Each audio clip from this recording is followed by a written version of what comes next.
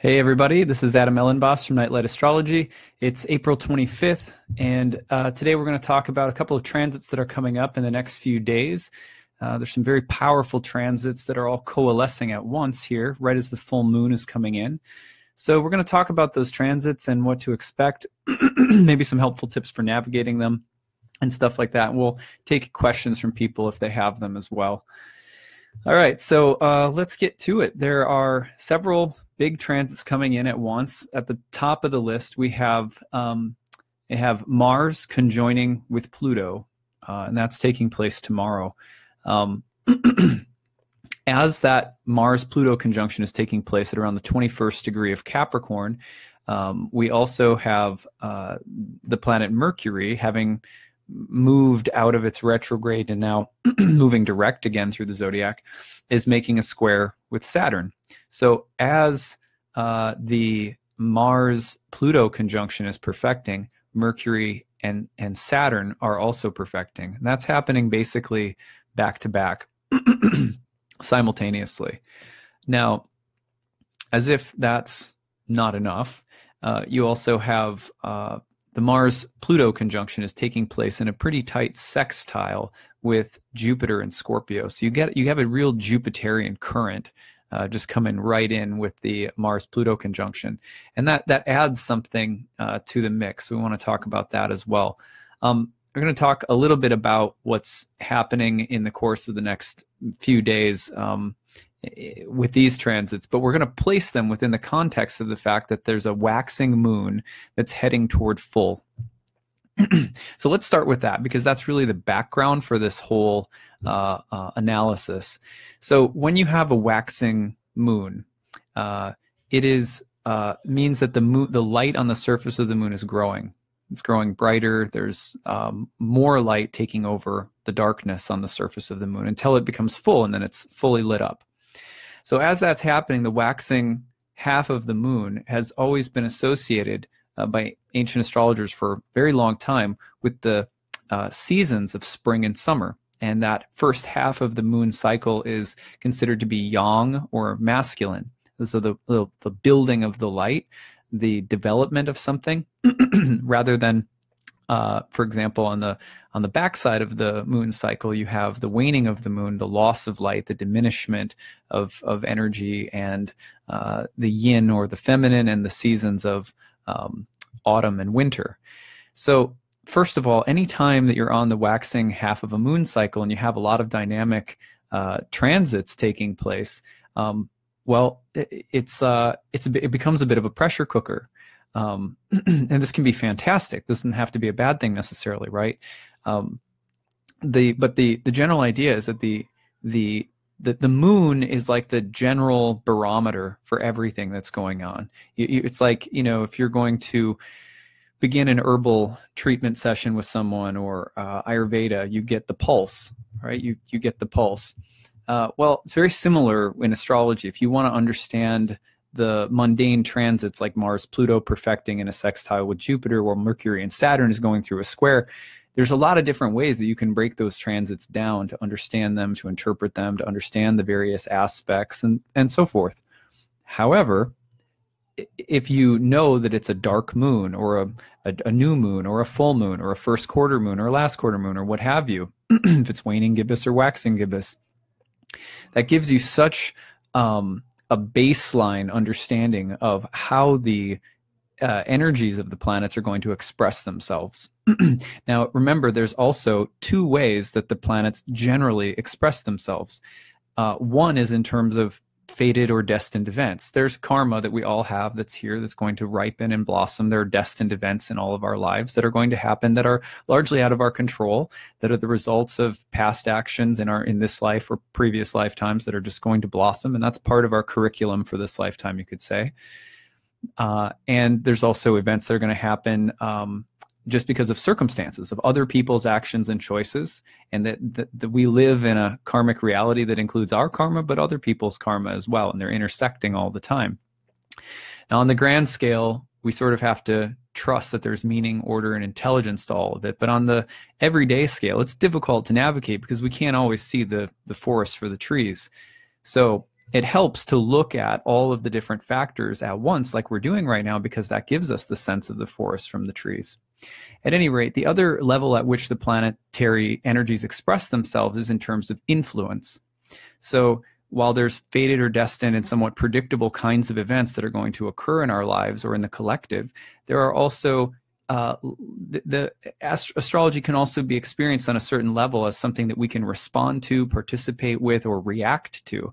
We want to avoid reaction, because reaction tends to mean that we've gotten caught up in something unconsciously. Like the planets are like the puppeteer, and we're like being, dragged around on puppet strings. We want to be very careful of that, because for good or bad, those are the kinds of interactions with the planets that ancient astrologers really warned us about, and sort of said, people get really lost in the cycles of karma and the wheel of karma, and they are manipulated basically by forces that they don't understand, rather ignorantly.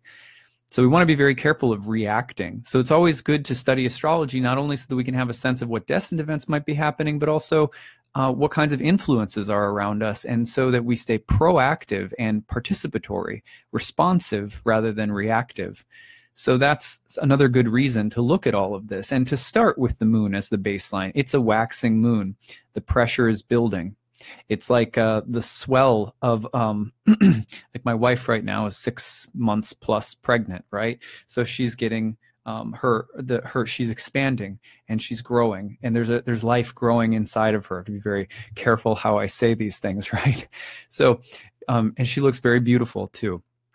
So at any rate, but you have this in life, that birth and development are like this. Things swell, the tides and the rivers and the rains and the spring and everything. When life comes, it grows and expands. And that's the yang half of the cycle. That's the waxing half of the moon. And everything gets bigger, and things grow and develop, and tension mounts. And tension is building right now, because we're on the waxing half of the moon cycle, moving toward the full moon. Now let's talk about when the full moon is coming in. So we'll have the full moon. Let me just make sure I've got the exact hour correct. So I'm on the East Coast, but it's like late on Sunday evening that we have the full moon. So we're coming in, right now we're like riding the wave into the full moon, as all of these very intense, transits are perfecting. Now, first of all, the transits, again, can express themselves in a huge variety of different ways, as differently as there are different people and souls and stories.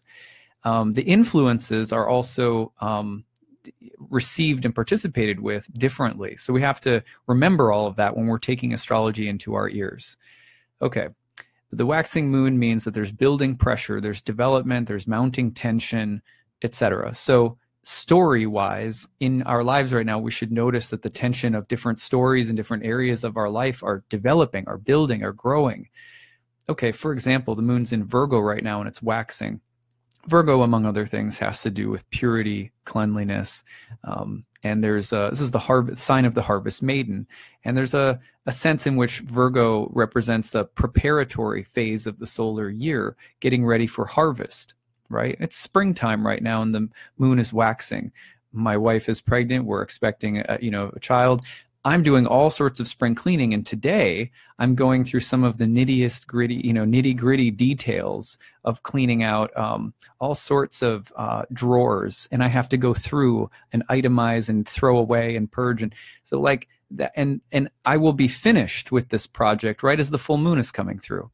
So that's just a simple example of how you can take note of the waxing moon in Virgo, and there's a story developing, and things are building.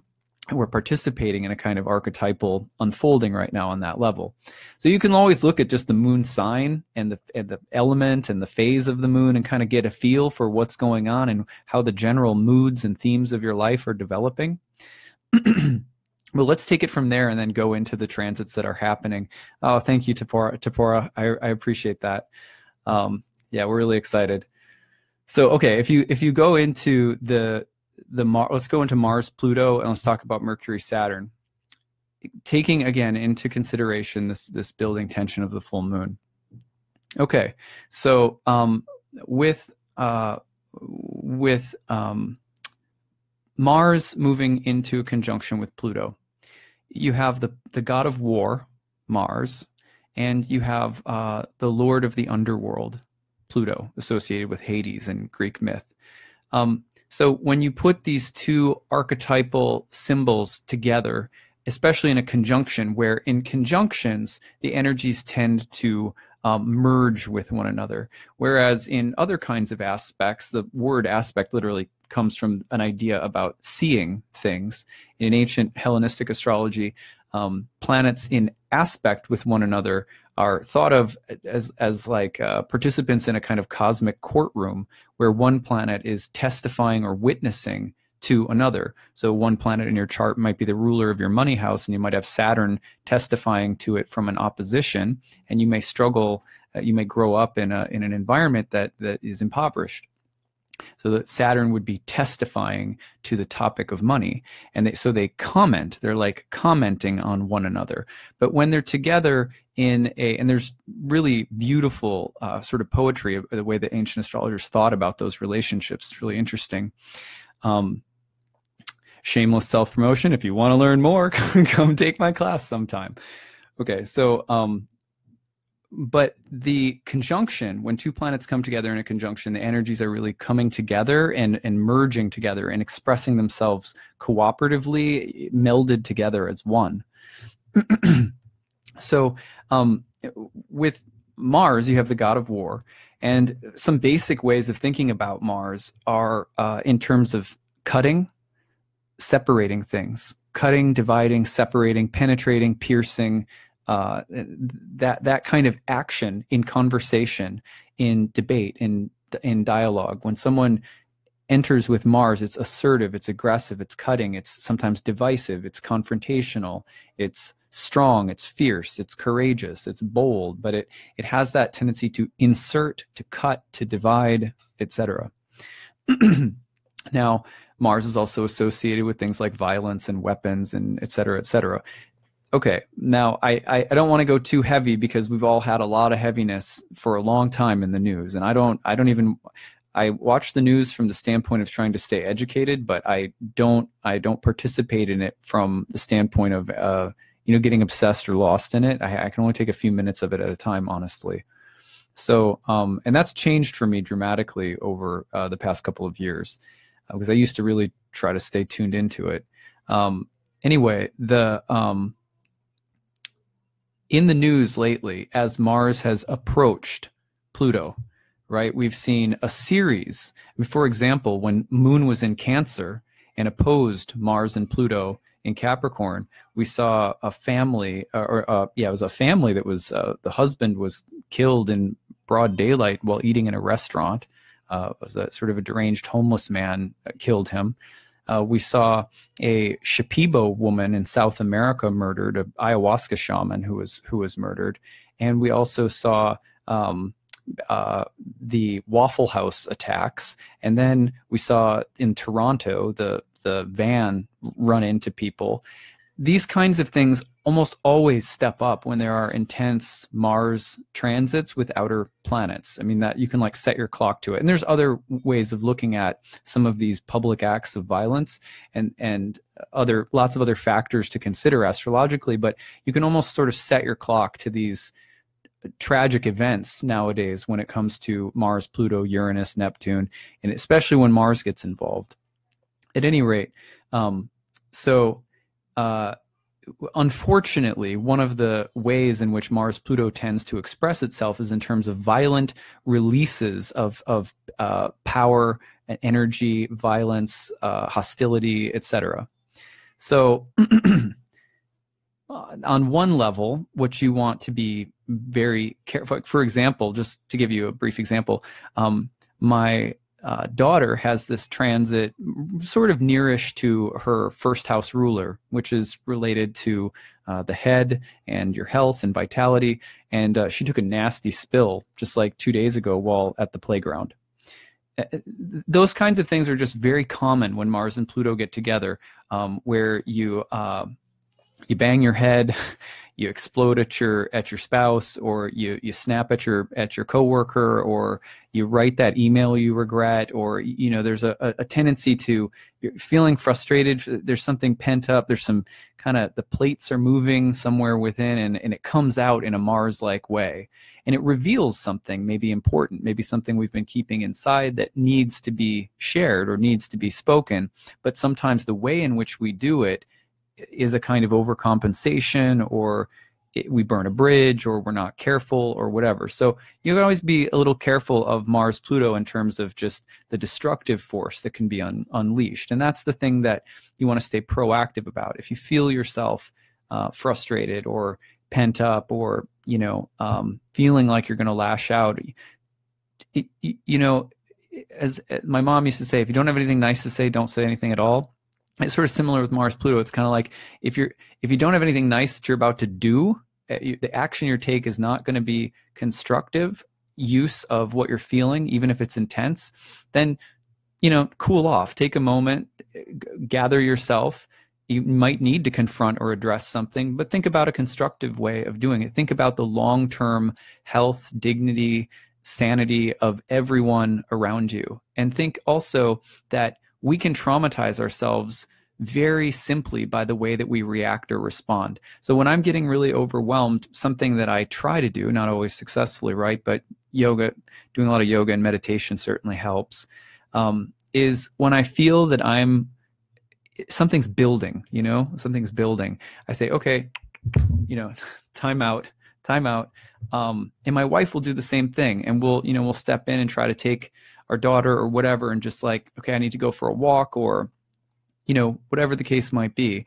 I need to take a little time for meditation, or maybe I need to do some journaling or something like that. But oftentimes it's not that, what we're not trying to do is suggest that we ignore whatever is happening, because you can't really ignore whatever's happening with Mars Pluto. There's something that probably needs to be addressed, but it's how we do it that matters, because we can become puppets of the planetary energies if we're not consciously working with them. So really important just to take that into consideration. Mars Pluto is an explosive, cathartic, confrontational kind of energy, and you just want to be careful that it doesn't come out in a way that harms yourself or others. So that's the big first one. But let's talk about some of the other Mars Pluto issues. One of the things that Mars Pluto can bring up is the desire to purge, to clean, to purify. Mars is heat and fire, and Pluto is also associated with heat and fire. Hades has both ice and the hell is an interesting place. First of all, like if you've ever read Dante's Inferno, and James Hillman also has a wonderful book called Dream in the Underworld. And in there he explores the archetypal landscape of Hades, or what we might call hell. We're not talking about Christian hell, we're talking about Hades. It's a different place, but it has similarities with hell as well. For example, this is not someplace necessarily we're talking about that you go after you die. There are hellish realms and spaces of purification for souls in almost every world religion, though. But we're talking about, the way that a certain element of our life can become hell. For example, one of the things that prompted a massive purging of our house was the fact that we had some mice show up, right? And the mice showing up was like an external symbol, a Plutonian symbol, of creatures crawling around in the dark in our basement. That's where it started. And that's like an external symbol of, psychically, you could say, synchronistically resonating with our some inner things that were changing for me and my wife and our family as we have a new baby coming and everything like that. So we took the incentive to clean, and now as Mars is coming to Pluto, it's like this past week, and as it's been building, it's just clean, purge, and everything's feeling much lighter. But there is a kind of alchemical, like the heat is just like, the Bunsen burners, like the blue flame is really burning, and we have catch and release traps for the mice. So we've been catching them in live traps and then bringing them out in the woods. And but it's a process of it. There's symbols around us that start suggesting something's festering, something's getting dirty, something's getting a little diseased or you're unsatisfied on some level. And so when those symbols start showing up in your life, around you, within you, the landscape of Hades starts coming up in different areas of your life. Fear, paranoia, jealousy, obsessiveness, and then manifestations of dark things like creatures, bad dreams, etc.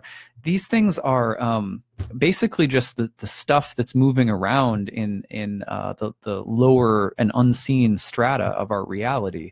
And if we don't consciously work, okay, like maybe I need a glove of some kind, but I got to get my hand down in there and figure out what's asking to be moved, or what do I have to address? And Mars has the courage to do it. So this is a really good time to just address things, but to make sure that you do it in a way that's also not hasty.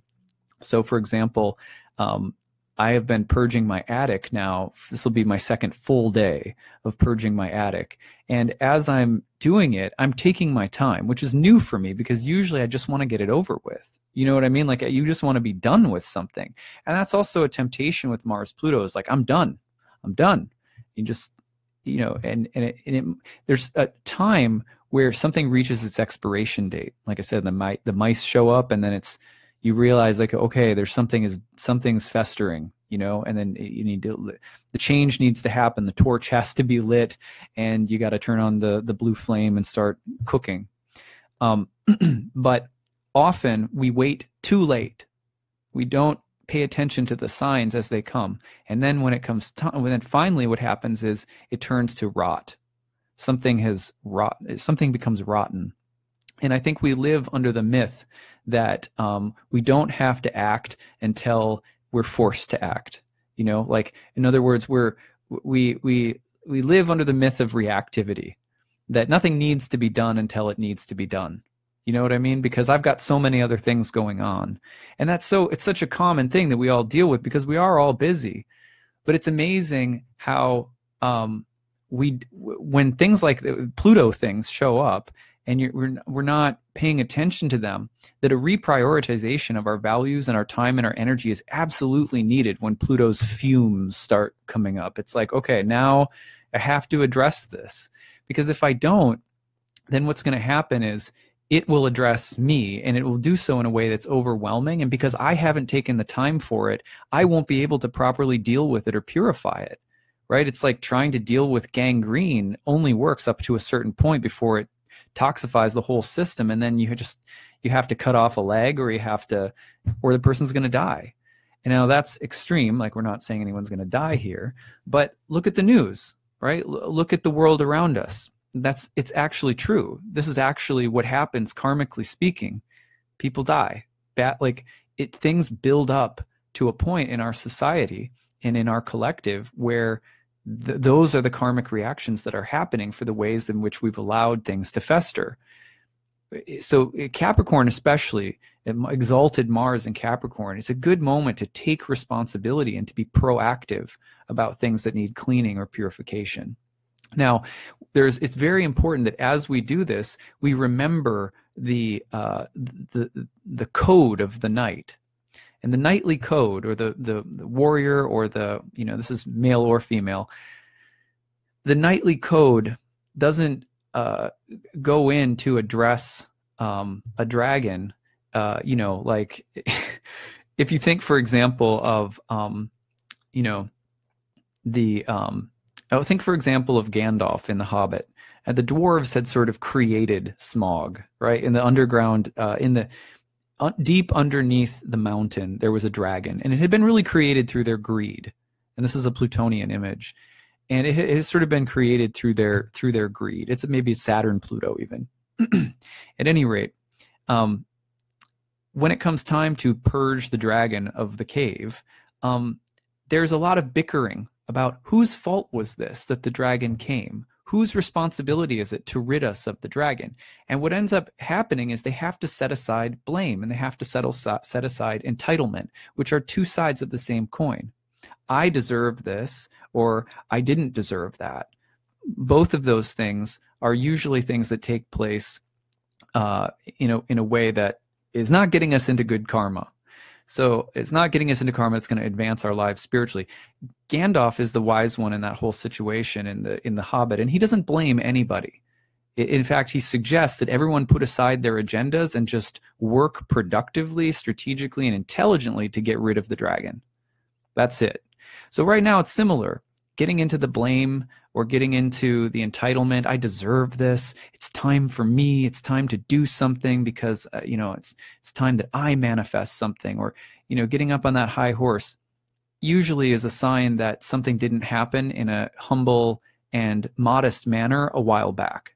And similarly, in the present moment, if we find ourselves saying, well, I need to address something and we have to use a lot of blame, well, then we also probably could look at ourselves and look at how we've allowed something to become what it is. Because there's always, with a little bit more awareness of the underworld reality, of the unconscious, of the unseen, if we're good gardeners of our life and we pay attention to the substrata of the soil, then we know, we can feel, we can sense, we can use our intuition to address things productively, strategically, and without the kind of intensity that ends up harming us in the process. So those are really important things to think about, with Mars, Pluto. Now, Mercury is also square to Saturn, and this is happening simultaneously.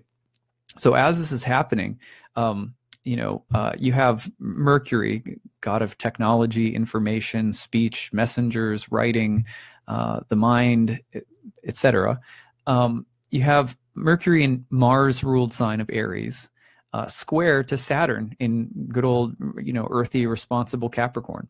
So those two planets squaring off are also telling us we need less, we need to speak less, we need to clarify our thoughts, we need to maybe tighten things up, get control of something that's too impulsive, control our speech, so there's a whole like reformative energy mentally, emotionally, in terms of speech and communication that's there for us right now. It's a great time to take advantage of that.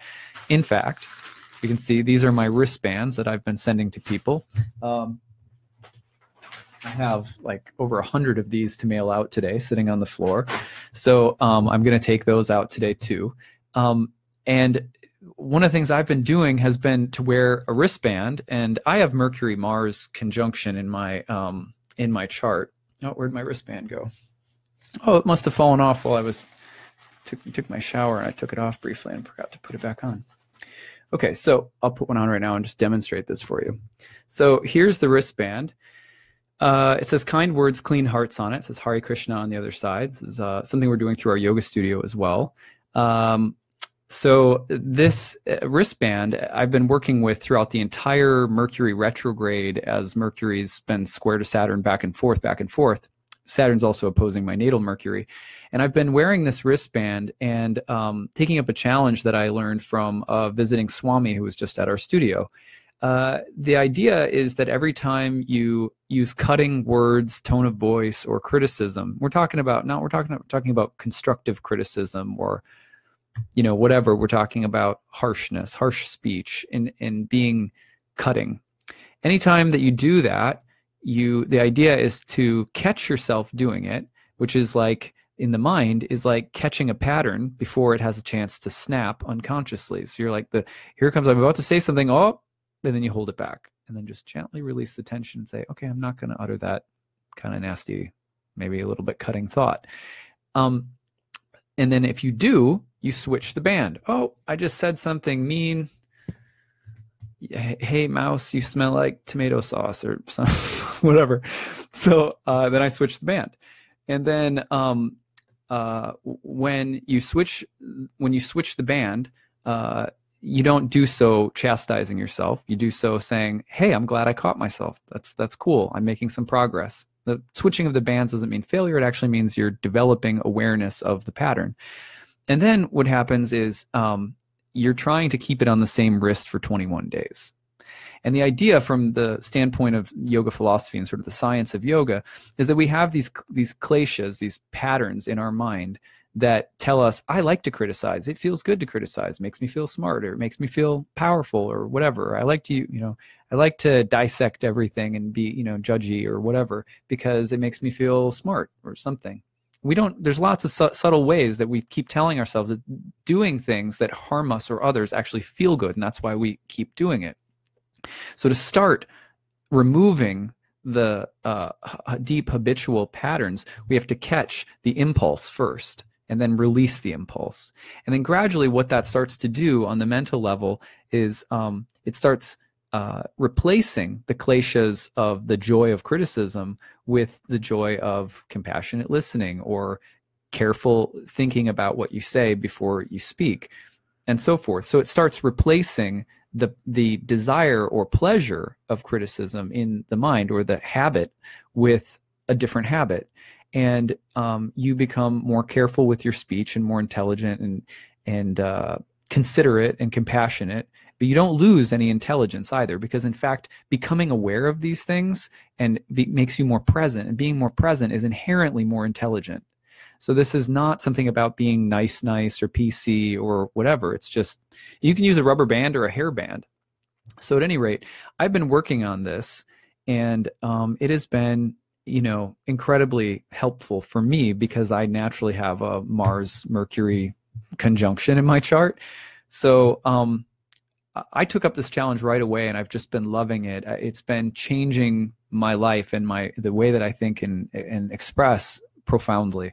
So if you want one, I'd be happy to send you one. They're free. I'm so passionate about this, especially for astrologers, because most of us who study astrology and who are drawn to astrology are doing something that for thousands of years has been linked up with the idea of making judgments.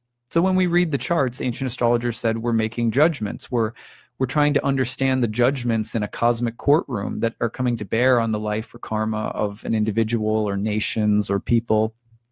We're trying to read things analytically, trying to discern that this is going to happen, that's going to happen.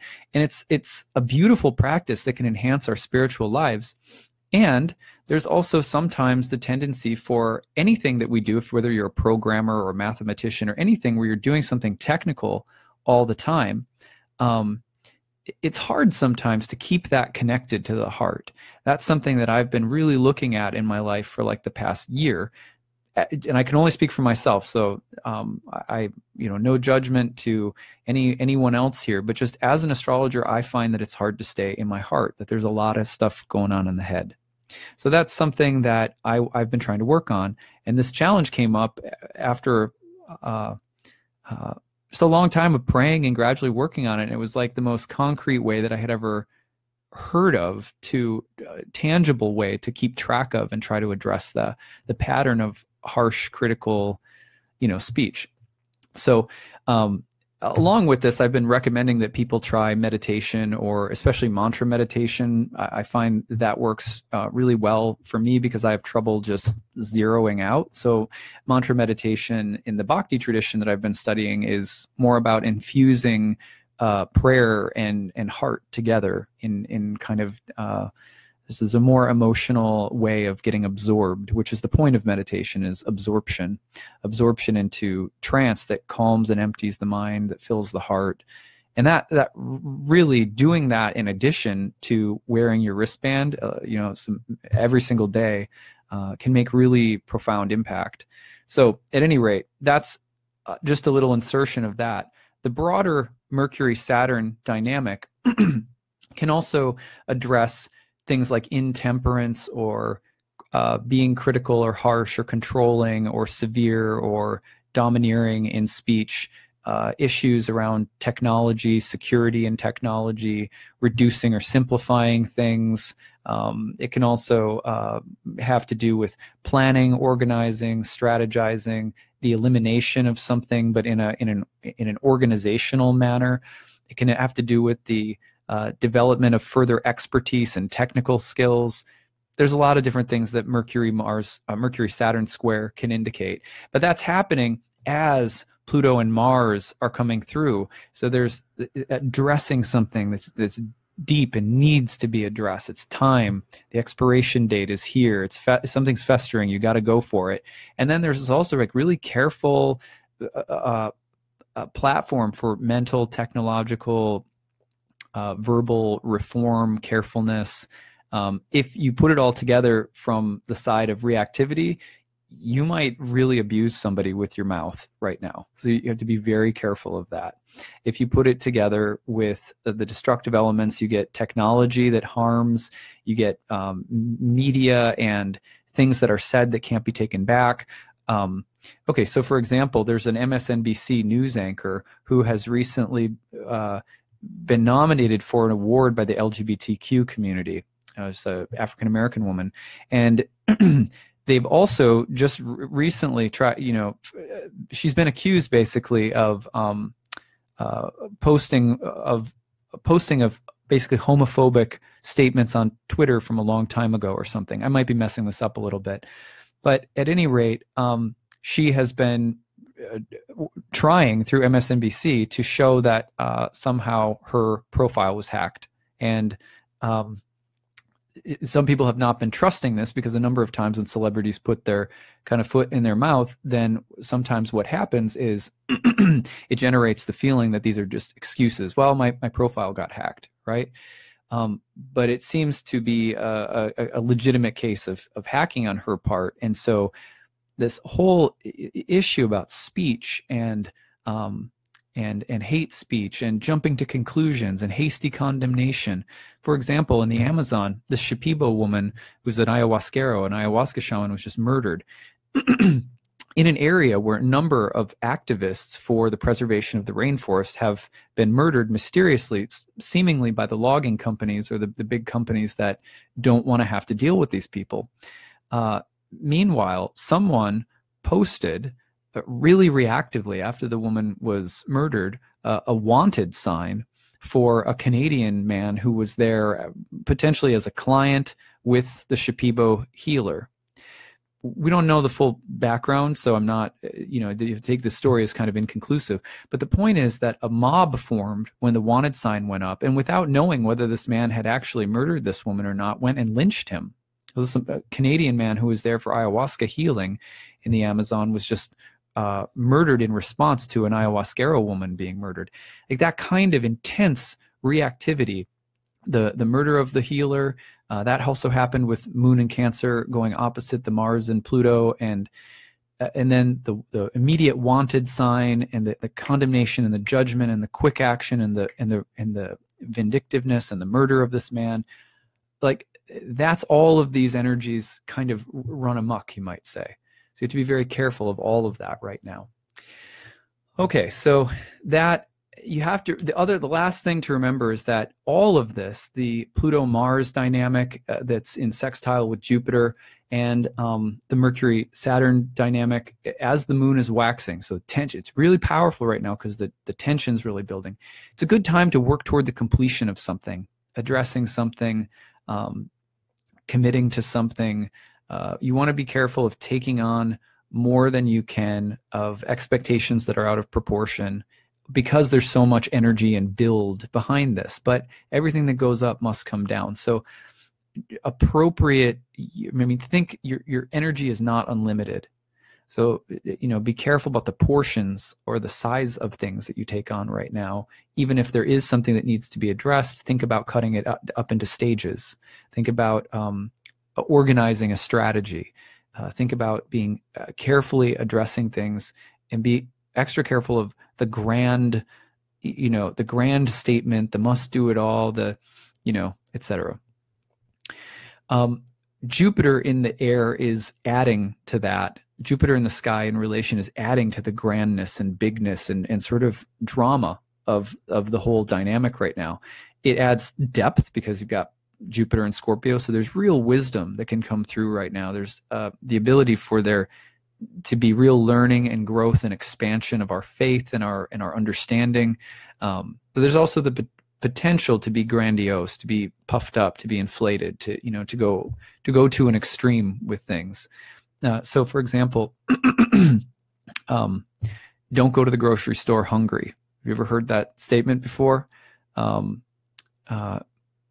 Right. So the you don't go to the grocery store hungry because even though you need to address your hunger, and you think, well, going to the grocery store would be the best way to address it, actually, be careful, because eating first and then going to the grocery store, or going to the grocery store, getting just what you need to eat for the night, and then going to the grocery store to shop for the rest of your stuff a little bit later, that's a kind of strategy that you have to be very thoughtful about right now, as well, because Jupiter in the mix can take us like that. So just think about that.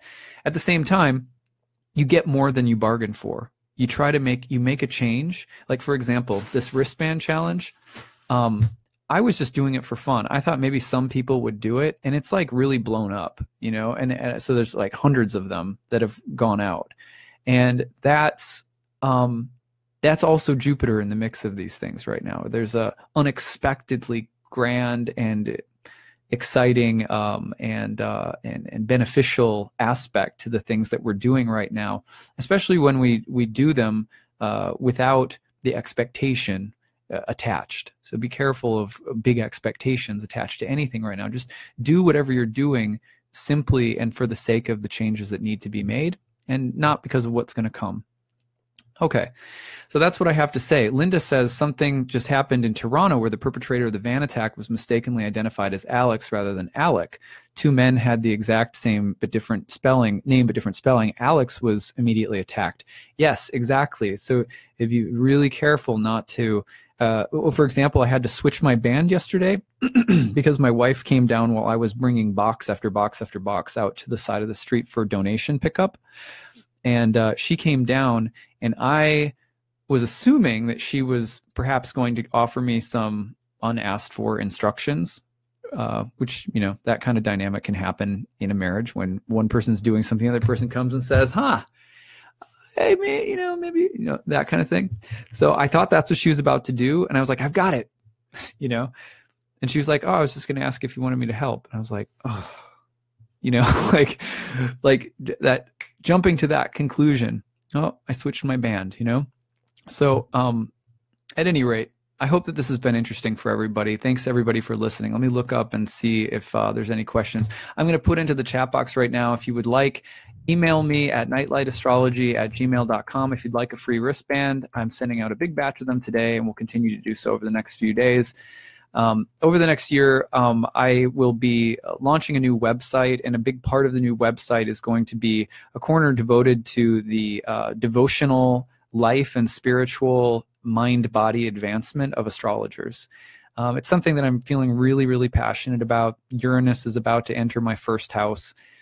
I'm feeling like I love astrology, but when I was in India and I saw the length that some astrologers go to purify in their practice through mind-body practices. For example, some astrologers and some lineages are not allowed to even begin studying astrology until they've gone through years of hundreds of thousands of recitations of mantras to purify and prepare the mind and heart for even studying astrology.